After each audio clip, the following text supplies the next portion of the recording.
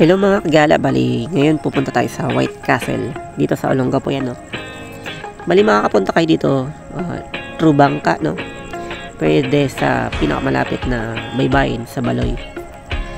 So tara na mga kagala, check natin ang lugar na to, no.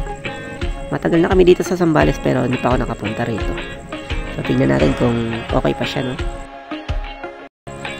Bali 1974 pinatayo itong White Castle na to, no, para bilang guide sa mga mangingisda at structure para mag-support sa oyster farm, no.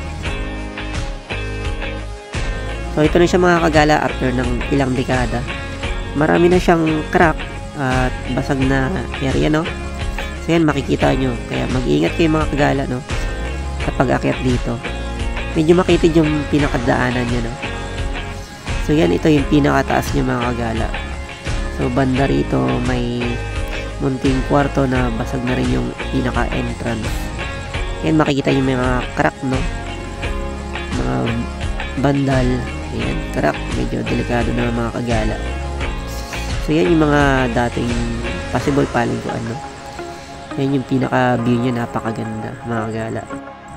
So yan, malinaw yung tubig mga kagala, no. Masarap maligo, magbabad.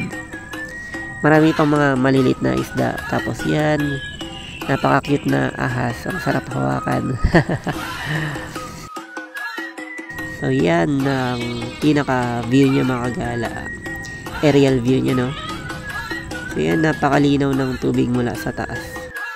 So kung pupunta kayo dito mga kagala, bali doble ingat na lang kayo, no. Kasi pumunta kami rito for adventure at para makita na itong lugar na to na hindi pa namin napupuntahan. So yun mga kagala, hanggang sa susunod na adventure natin.